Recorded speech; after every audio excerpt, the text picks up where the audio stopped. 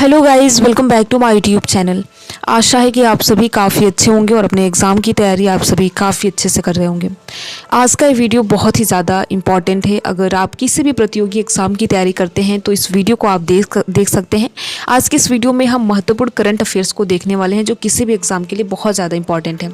तो आप इस वीडियो को अंत तक देखिएगा और देखने के साथ साथ अपने यार दोस्त मित्र को भी ज़रूर शेयर कीजिएगा।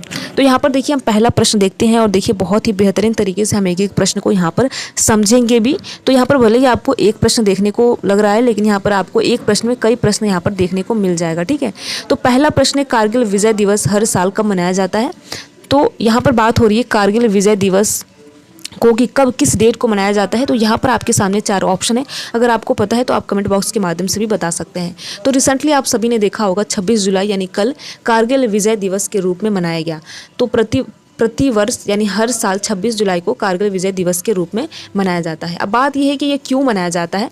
तो 1999 में जैसा कि आप सभी को पता है कि कारगिल युद्ध हुआ था, तो उसमें भारत ने पाकिस्तान को हरा दिया था। तो जो भी हमारे जवान शहीद हुए थे उनके शौर्य और बलिदान के प्रतीक के रूप में प्रत्येक वर्ष 26 जुलाई को कारगिल विजय दिवस के रूप में मनाया जाता है। तो इस प्रकार से आप याद भी रखेंगे 1999 में। ठीक है, अगला प्रश्न है, हाल ही में भारत और किस देश ने विजन 2035 समझौते पर हस्ताक्षर किया है?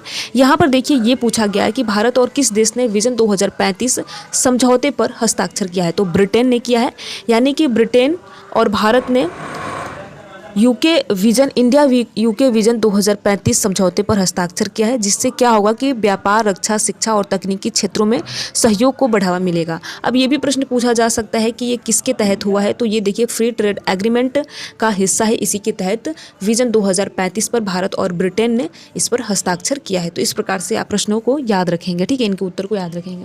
अगला प्रश्न है, किस राज्य ने न्यूनतम मजदूरी को 665 प्रतिदिन तक बढ़ाया है?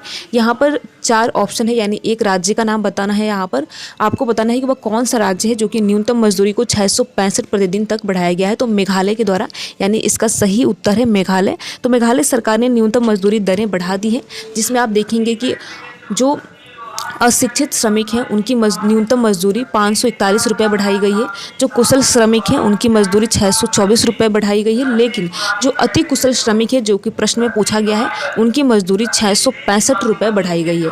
अब ये भी पूछा जा सकता है कि ये किस नीति के तहत इसे बढ़ाया गया है। तो राज्य का, यानी जो मेघालय राज्य है उसकी श्रम कल्याण नीति के तहत ये उसी का हिस्सा है।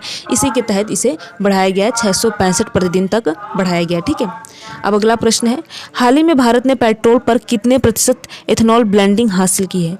तो यहाँ पर पूछा गया है कि हाल ही में भारत ने पेट्रोल में कितने प्रतिशत एथेनॉल ब्लेंडिंग हासिल की है। तो यहाँ पर इसका सही उत्तर है 20% पर भारत ने यहाँ पर पेट्रोल में 20% एथेनॉल ब्लेंडिंग हासिल की है। तो देखिए भारत ने ये लक्ष्य पहले ही हासिल कर लिया है। अब बात यह है कि देखिए एथेनॉल ब्लेंडिंग क्या है, तो हम बहुत ही आसान शब्दों में समझेंगे। तो देखिए इससे क्या हुआ है कि इससे भारत को ईंधन आयात पर निर्भरता घटेगी और पर्यावरण को भी लाभ मिलेगा। ठीक है, जो भारत ने लक्ष्य समय से पहले हासिल किया है। तो अब देखिए इथेनॉल ब्लेंडिंग क्या है।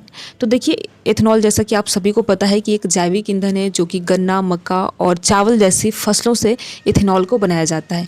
तो जब इथेनॉल में पेट्रोल को मिलाया जाता है तो उसे क्या कहा जाता है? इथेनॉल ब्लेंडिंग कहा जाता है। ठीक है, इससे देखिए क्यों मिलाया जाता है? खपत कम होगी इसलिए मिलाया जाता है और पर्यावरण को भी इससे लाभ मिलेगा। ठीक है, तो इस प्रकार से आप याद रखेंगे, बहुत ज़्यादा इंपॉर्टेंट है। 20% एथेनॉल ब्लेंडिंग हासिल किए समय से पहले ही। ठीक है, अगला प्रश्न है, 26 जुलाई 2025 को प्रधानमंत्री नरेंद्र मोदी ने कितने दिन सेवा देकर इंदिरा गांधी का रिकॉर्ड तोड़ा है? यहाँ पर बताना है कि कितने दिन सेवा करके इंदिरा गांधी का रिकॉर्ड तोड़ा है, यानी लगातार कितने दिन सेवा करके। तो 4078 दिन सेवा करके यहाँ पर प्रधानमंत्री नरेंद्र मोदी जी ने इंदिरा गांधी जी का रिकॉर्ड तोड़ा है। ठीक है, तो नरेंद्र मोदी जी ने 26 जुलाई 2025 को लगातार काम करके, लगातार सेवा देके 4078 दिन प्रधानमंत्री पद पर रहकर इंदिरा गांधी के रिकॉर्ड को पार कर दिया है।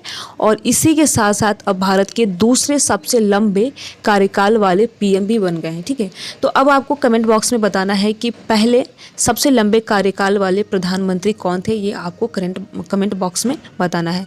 तो यहाँ पर देखिए जो भी प्रश्न बताया गया है बहुत ज़्यादा इंपॉर्टेंट है। तो इस प्रकार से आप याद रखेंगे। वीडियो कैसा लगा आप हमें कमेंट बॉक्स के माध्यम से बता सकते हैं, ठीक है। तो वीडियो में लास्ट तक बने रहने के लिए आप सभी का बहुत बहुत धन्यवाद। अगर आपको ये वीडियो अच्छा लगा हो तो वीडियो को आप लाइक कर सकते हैं और लाइक करने के साथ साथ अपने यार दोस्त मित्र को भी शेयर कर सकते हैं। Thank you.